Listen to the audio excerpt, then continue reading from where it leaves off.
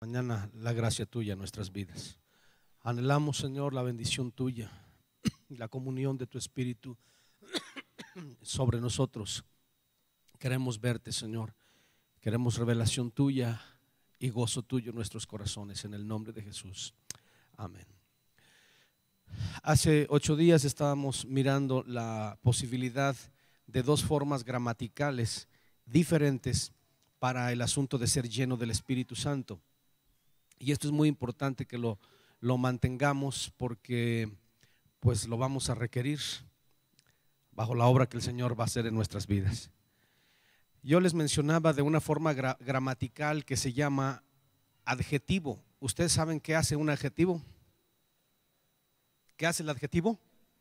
El adjetivo califica, ¿sí?, a un sujeto. El adjetivo califica a un sujeto.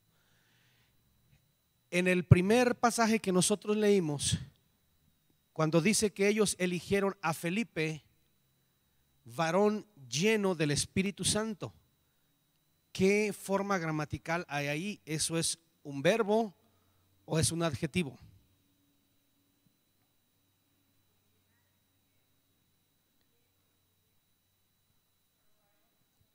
Llenar es un verbo, lleno no es un verbo. Ahí está como calificándolo. Él es una persona llena. Así es la función que tiene el término. Es un varón lleno. En español nos cuesta algo de trabajo. En griego sí se nota un poquito más la diferencia de términos, porque en español los dos momentos se dice lleno. Entonces nos cuesta un poquito más de trabajo. Pero en griego sí se nota más la diferencia. Ahora, en el segundo pasaje que nosotros leímos, aparece otra vez el término lleno. En 7:55 dice: pero Esteban, lleno del Espíritu Santo.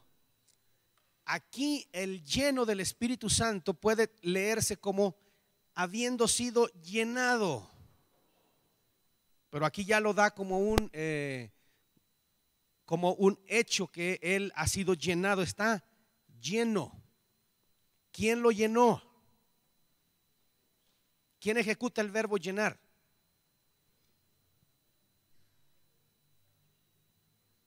¿Quién es el que nos bautiza con espíritu? El Señor Jesucristo. Él es el bautizador. Él es el que llena con su Espíritu Santo la vida de Esteban. Ahora, fíjense bien, ¿para qué es una cosa y para qué es otra? ¿Para qué queremos a Esteban lleno del Espíritu Santo, calificándolo como un adjetivo? ¿Para qué lo queremos? ¿Para qué lo quería la iglesia?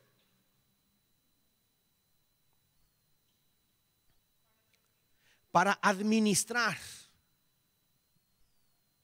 Ese es el término que ustedes tienen que mantener ya así en su mente, bien fijo. Era una tarea de administración. Servir las mesas no quería decir que era el mesero, como a veces nosotros lo hemos querido entender, que andaba allí repartiendo los platos. No, era una labor administrativa, porque el problema no era quién entregara los platos, sino la manera de administrar eso. Entonces a Esteban lo querían para administrar, y para administrar se necesitaba que fuera una persona llena del Espíritu. Ahora, ¿para qué necesitaba Esteban estar lleno del Espíritu Santo en el segundo pasaje? No, en el segundo que ustedes leyeron en 7:55.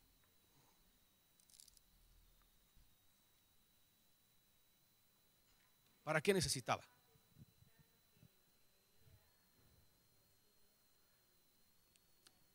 Estaba a punto de morir. Lo iban a matar. Él sabía que lo iban a matar. Esteban necesitaba ya no una llenura como un adjetivo para administrar mesas. Se había acabado la vida de Esteban. Estaba a punto de ser asesinado y él necesitaba mirar la gloria de Dios. Él necesitaba una revelación. Él necesitaba otorgar una palabra profética, como dice nuestra hermana Lupita. anunciar la revelación de que él estaba mirando la gloria misma de Dios. Para eso se necesitaba que el Espíritu del Señor lo llenara. Forma verbal. Un tiempo que no existe en español, pero que en griego sí existe, que es el tiempo aoristo. Aquí se necesitaba la forma verbal. Hermanos, enfrentar una situación como la que estaba enfrentando él, una turba que estaban enfrente de él ya con las piedras en las manos para asesinarlo. Ahora, aguantar la muerte, hermanos, no era Esteban el primero. Habría otras gentes ya que habían sido muertas a pedradas. ¿Se puede aguantar? ¿Qué necesitamos para aguantar la muerte?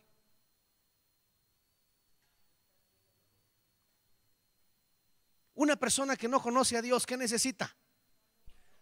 Valor. ¿Hay gente que lo ha afrontado? Sí, mucha gente lo ha afrontado. Los pone en el paredón.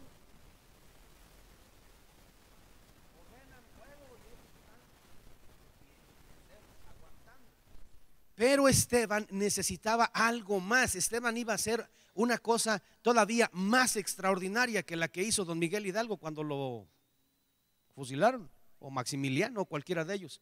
¿Qué era lo que necesitaba? ¿Qué iba a hacer Esteban? Que lo hacía diferente de cualquier cosa y para lo cual él necesitaba la llenura, esa llenura momentánea que viene sobre la vida de las personas. ¿Qué iba a hacer? Aparte de soportar, aparte de testificarles de la gloria que él ya estaba viendo, otorgarles el perdón, rogar a Dios que no les tomara en cuenta ese pecado. Eso sí no es normal. Usted no va a encontrar en la historia de Miguel Hidalgo que don Miguel esté diciendo: Señor, perdónales a estos lo que van a hacer. ¿Verdad que no?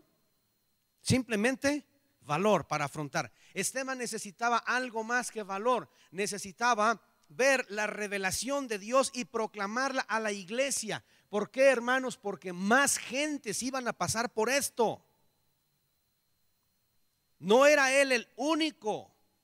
Ya Jacobo había muerto y otras personas más iban a morir. Y Esteban, hermanos, proclama la gloria de Dios como diciendo: los que vengan atrás de mí y que les toque lo mismo, quiero decirles que la gloria de Dios está abierta para aquellos que viven y caminan con Él y entregan su vida con Él. Y no importa en qué momento nos vayamos de este planeta.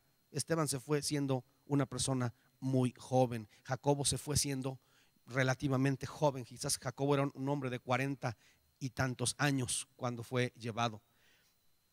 Esteban necesitaba esa revelación, esa palabra profética, esa palabra ungida para un momento específico de su vida.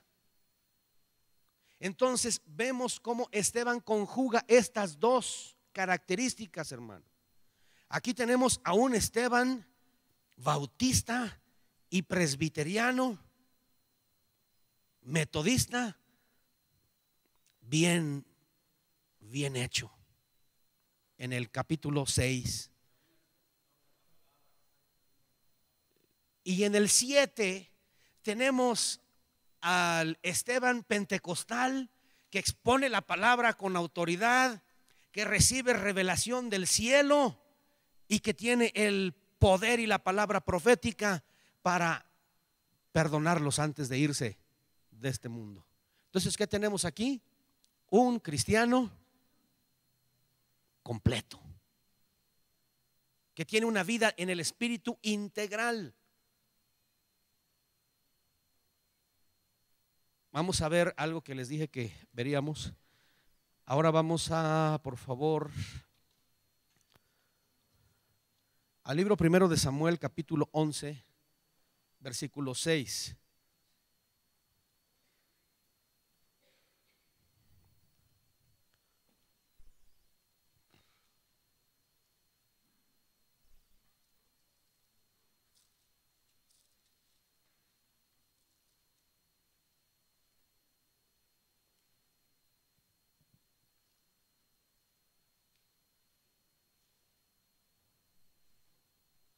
Primero, disculpen, primero es primero de Samuel capítulo 10 versículo 10.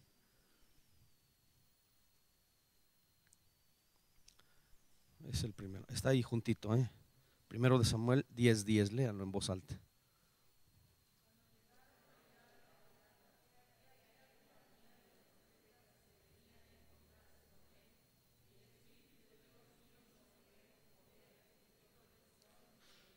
¿Qué pasó aquí con Saúl? Fue lleno del Espíritu. ¿Qué podríamos decir del término? ¿Aquí estaría como adjetivo o estaría como verbo?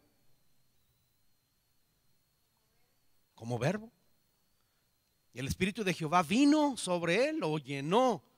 ¿Sí? No dice que Saúl era un hombre lleno del Espíritu, no. El Espíritu de Jehová vino sobre él, lo llenó, lo bautizó, como nosotros lo decimos, vino sobre él. ¿Y qué pasó? Y Saúl, eso confirma, hermanos, lo que hemos estado viendo en Hechos, aún desde el Antiguo Testamento. Saúl profetizó. Sansón hacía obras extraordinarias, obras de poder, obras sobrenaturales. Bueno, pues Saúl profetizó y anduvo entre los profetas. Ahí en su casa, si quieren, lean esto. Yo no entiendo esta situación, pero dice que anduvo Saúl, supongo que se quitó su manto, porque dice que anduvo desnudo.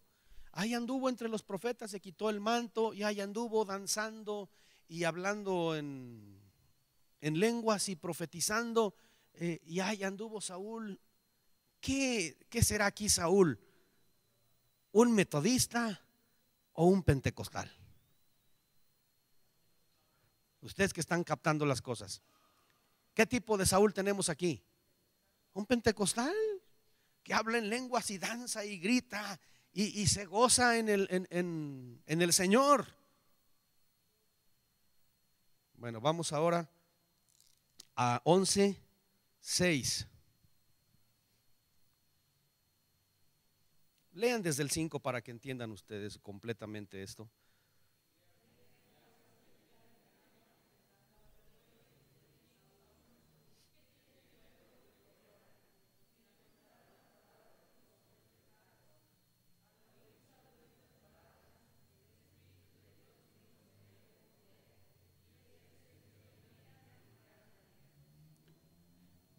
Unos hombres que habían hecho pues buena obra y misericordia de parte de Dios habían sido avergonzados por los enemigos. Y llega Saúl y dice: ¿por qué está llorando el pueblo? Y le contaron lo que les había pasado a los hombres de Jabes. ¿Y qué pasó con Saúl? El Espíritu de Jehová vino sobre él y se encendió en ira. ¿Cómo? En gran manera. Usted va a decir: hermano, y ahora resulta que el Espíritu de Jehová viene para hacer enojar a Saúl. Pues sí, para encenderlo en ira. A lo mejor Saúl hubiera dicho: pues pobres hermanos, pues qué lástima, ¿verdad? Lo que les pasó, pues ya ni modo. Normalmente, pues ya ni modo, pues ya. Pero ¿qué pasa? Que el Espíritu del Señor viene sobre él y se enciende, se enoja y habla al pueblo de Israel, le dice: fórmense. Lean el 7, por favor.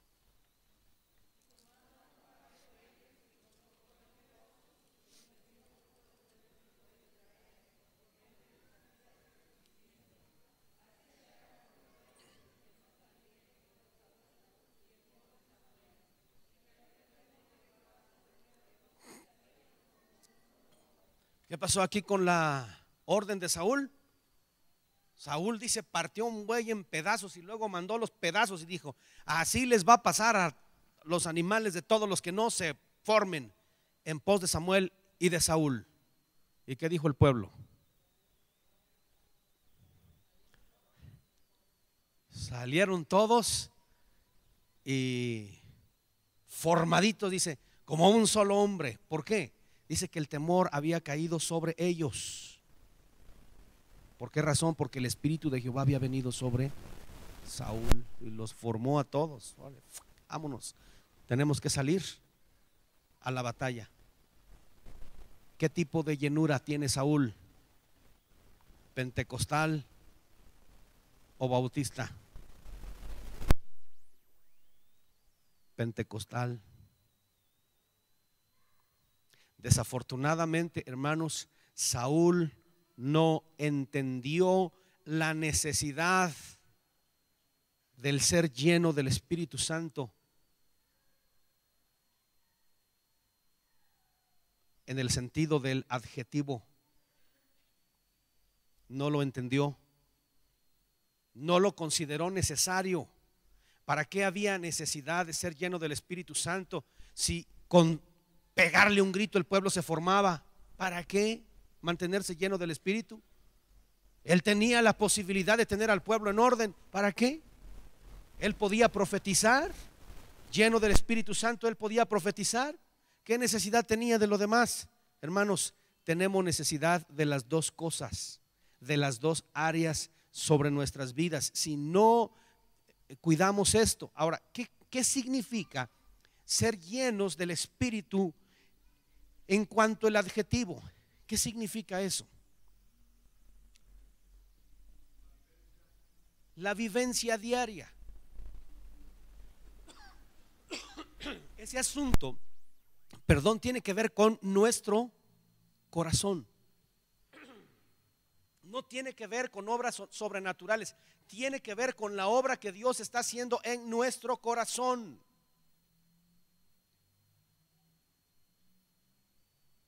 Tiene que ver con la capacidad que tenemos nosotros en nuestro espíritu de entendimiento con Dios, de comunión con Dios, de discernimiento. La capacidad de que nuestro corazón esté ordenado delante de Dios con una buena conciencia.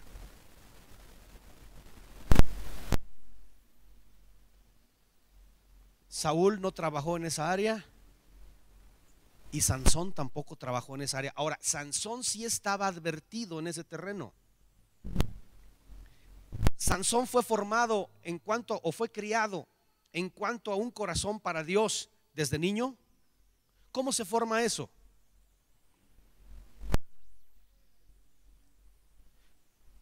Dios le instruyó a sus padres y les dijo: ustedes, tu mujer, no vas a tomar vino ni sidra, no vas a tomar bebidas alcohólicas,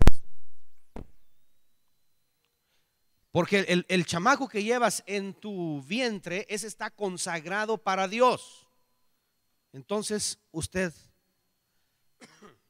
no me va a consumir bebidas alcohólicas. Y cuando Sansón nace, ¿cuáles son las instrucciones para él? Es nazareo y por lo tanto su cabello no será cortado. Nunca pasará navaja sobre su cabeza.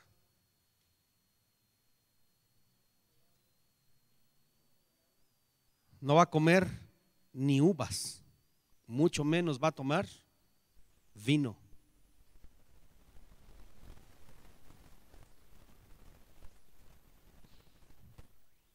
Va a ser una persona consagrada para Dios. Y si usted quiere saber qué más tenía que hacer Sansón, lea en el Pentateuco todo lo que tenía que cumplir un nazareo delante de Dios. No podían tocar cadáveres, no se podían acercar a un muerto ni tocarlo, porque estaban consagrados a Dios. La ley era tan estricta que había momentos, hermanos, en que Dios le decía: no puedes acercarte a una casa donde hay un muerto, salvo que sea tu papá o tu mamá, si no, no te metas allí. El nazareo tenía reglas muy especiales. Él y Sansón fue criado así, hermanos, pero no lo apreció. Sansón son de esas personas que, como muchos de nosotros, que estamos en la iglesia y estamos, ay, pues sí, no hago esto porque soy nazareo, pero la verdad yo sí quisiera hacerlo. Yo no estoy a gusto así. Yo sí quisiera andar haciendo cosas, pero es que soy cristiano, pero es que soy nazareo, es que soy. Sansón creo que no tenía convicción en cuanto a lo que él había recibido. Cuando ya es adulto, cuando ya tiene cierta capacidad y mata al león, al rato regresa y ve el león muerto y se acerca con el león muerto a andar hurgando un cadáver. Y encuentra que hay un panal y agarra el panal y dice: pero es de un cadáver, ahí estaba en un cadáver. No le hace. se lo comió y le dio a sus papás también y no les dijo dónde lo había sacado. Sansón era una persona que contravenía lo establecido por Dios al andar buscando mujer fuera de su pueblo. Sansón no tenía su corazón bajo control del espíritu. Esa llenura no estaba en él.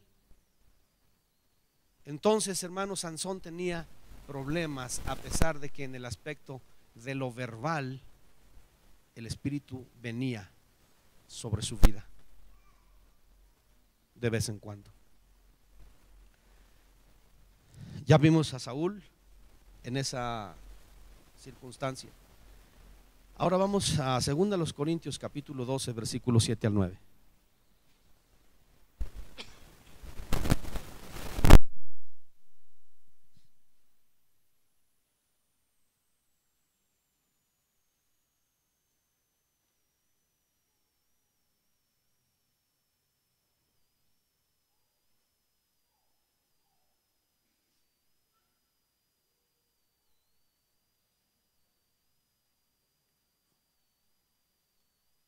¿Qué dice 2 Corintios 12, 7 al 9?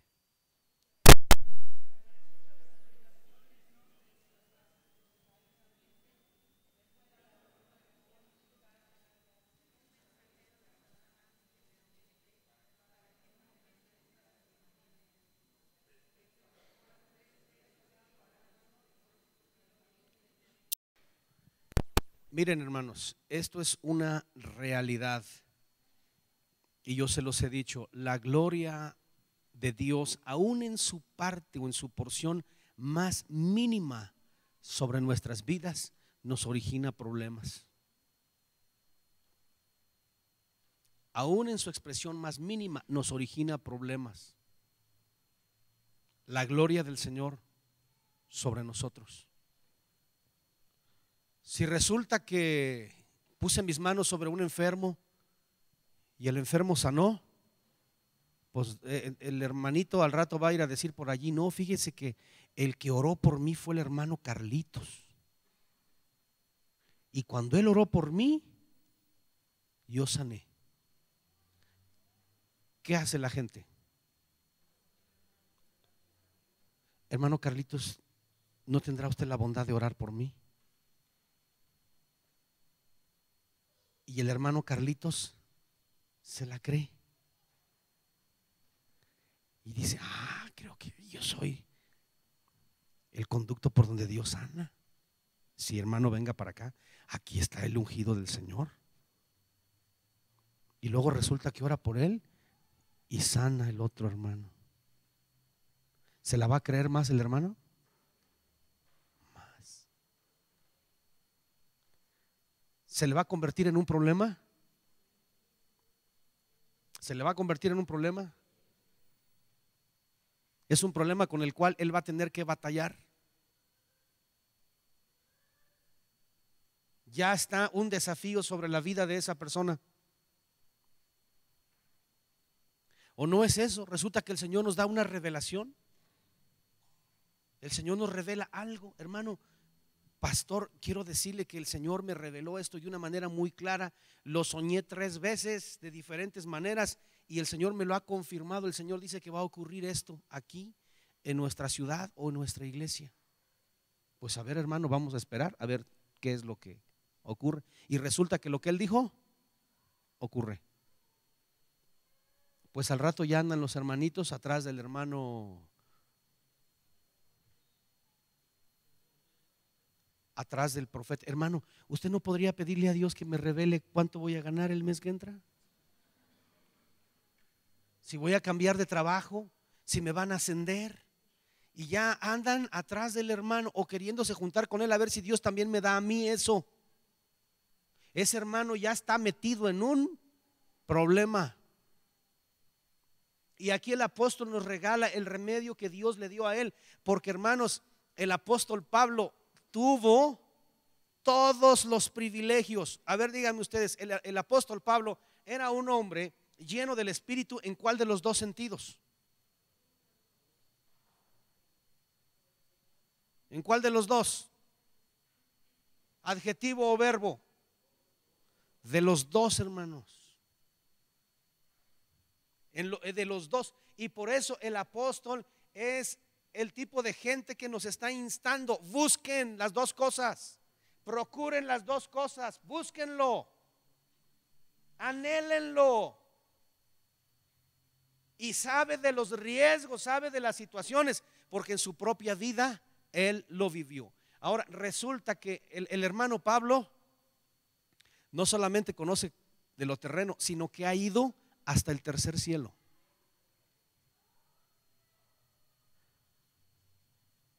No sé de otro que haya tenido ese privilegio. Esta semana en Tiempo con Dios teníamos la enseñanza de aquellos hombres que pudieron estar con Dios y comieron y bebieron, pero eso es una teofanía. Pablo fue de a de veras. Él estuvo allá. Dice, no sé cómo, pero allá vi cosas y oí cosas que no caben aquí en esta cabecita. Algo que nadie ha visto, algo que nadie ha oído y algo que a nadie se le ha ocurrido. No se las puedo platicar, mis santos, les dice, porque son cosas que no están aquí entre nosotros para que yo les dé siquiera una idea. Juan sí nos dio más o menos una idea en Apocalipsis para que más o menos lo entendamos, pero Pablo no nos dice. Pero ¿da problemas eso? ¿Da problemas? Sí, hermanos. Y a Pablo le dieron problemas estas cosas, porque Pablo era un hombre que Dios lo usaba, pero también permitía que le entraran los aguijones a través de la iglesia de Corinto. Tú ni eres apóstol. ¿Cómo que no soy apóstol? Tú no eres apóstol. Apóstol el hermano Pedro, ese sí es apóstol, tú no. Pedro y Jacobo y Juan, tú no anduviste con el Señor. Para ser apóstol se necesita haber andado con el Señor, y tú no anduviste. Pero conocías, no, pues eso solamente tú lo sabes. Yo no estuve allí para saber que tú te encontraste en el camino a Damasco. Usted no es apóstol. Su propia iglesia, la iglesia más amada, lo desconocía. Y eso para Pablo eran piquetones. Hubo un momento en que no lo entendió, que no soy apóstol, y les escribe: soy más apóstol que cualquiera de esos, incluyendo al Cefas y a todos los demás juntos. No han trabajado lo que yo he trabajado. Ellos no han pasado los peligros que yo he pasado. Ellos no han pasado las circunstancias que yo he vivido, y no han llegado hasta donde yo he llegado. Y ellos no han visto, conocieron a Cristo según la carne, pero no han ido al tercer cielo como he ido yo. Y les llama los superapóstoles, esos con los que ustedes tanto se jactan. Sus superapóstoles les dice. ¿Por qué? Porque el hermanito Pablo estaba herido. Y les dice: conozco a un hombre, pues está hablando de él. Yo he estado en el tercer cielo, hermanitos. Pero de repente él reacciona y se da cuenta que todo lo que nosotros tenemos es puro regalo de Dios, es pura gracia de Dios. No hay cosa, hermanos, que nosotros podamos jactarnos de decir: esto me lo gané. Si a mí Dios me usa, es porque yo tengo méritos. Hermanos, somos privilegiados y usados delante del Señor por pura gracia y puritita misericordia. Jamás andemos con la idea de yo soy una persona, porque yo sí oro, porque yo sí ayuno, porque si yo sí leo la palabra, porque yo sí escudriño, yo sí estudio, porque yo llegué hace 40 años a la iglesia, porque yo nací aquí, porque yo. Nada de es porque yo. Todo lo que nosotros tenemos es la gracia y la obra de Dios en nuestras vidas. Y aquí Pablo, en medio de ese conflicto que tiene con los hermanos de Corinto, se acuerda y dice: aunque yo he estado en el tercer cielo, yo tengo un problema. Yo tengo un problema. Dios ha permitido un mensajero de Satanás que venga a bofetearme. La iglesia no es el instrumento que Dios debe usar para bofetear a sus siervos. Pablo les está dando a entender: hermanos corintios, yo no necesito que ustedes me abofeteen. Ya hay un mensajero de Satanás que hace ese trabajo. ¿Para qué? Mucho, hermanos, se ha hablado de este famoso mensajero de Satanás, el famoso aguijón en la carne de Pablo. Algunas personas dicen es una cuestión donde Pablo recurrentemente fallaba. Alguna forma, sin que fuera un pecado de los pecados graves que nosotros calificamos como graves. Había una cosa donde cuando Pablo se acordaba, ¡pum!, ya la había regado. Eso es lo que algunas personas dicen. Era una forma de fallar de Pablo continuamente. Y dicen, ese era el aguijón que él tenía en su carne y se le enterraba cada vez. Y hay otros que dicen, no, hermano, el aguijón en la carne era un problema de salud. Pablo se enfermaba. Parece esto tiene más lógica, apunta más todavía de acuerdo a la historia del apóstol. Pablo era un hombre que se enfermaba. Dice que él le predicó el evangelio a los Gálatas a causa de una enfermedad en sus ojos. Y hay otros episodios donde él habla de enfermarse. Y la situación pudiese ser en este caso, lo teórico sobre el aguijón, es que mientras que Pablo ponía sus manos sobre los enfermos para sanarlos, él estaba enfermo.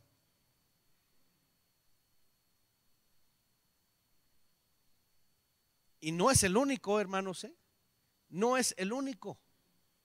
Hay gente de ministerios contemporáneos que les ha pasado lo mismo. Están enfermos, pero pueden sanar a los enfermos.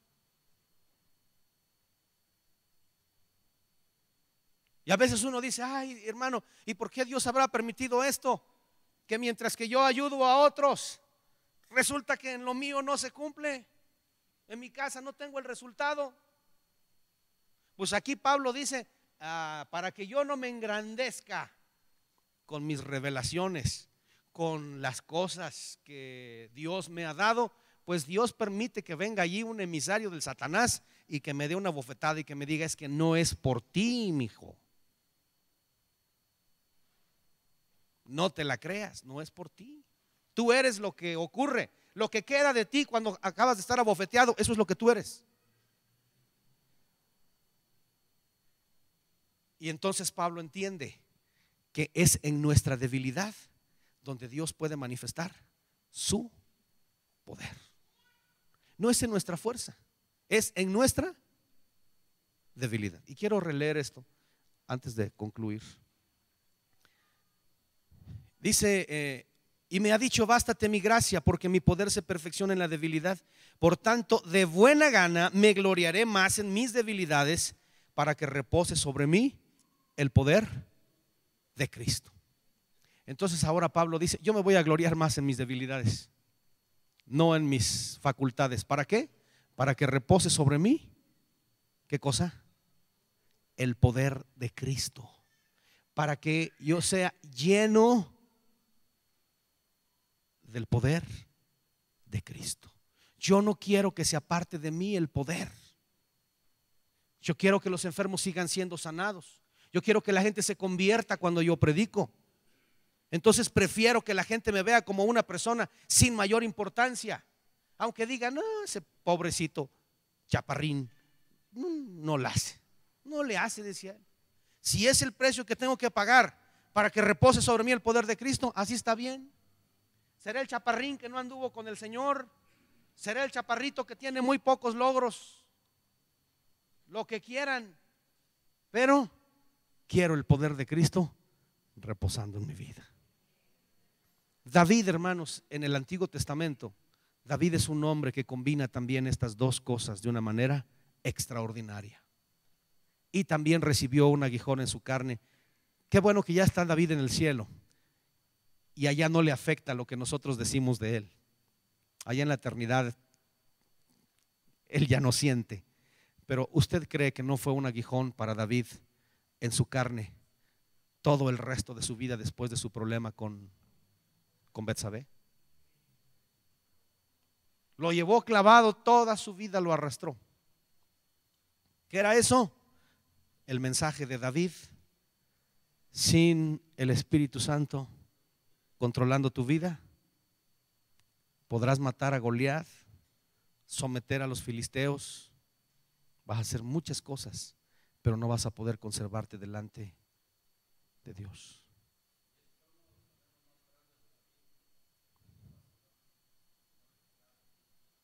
No, su clamor es, hermanos, hermoso, es extraordinario en el Salmo 51. Señor, no quites de mí tu Santo Espíritu.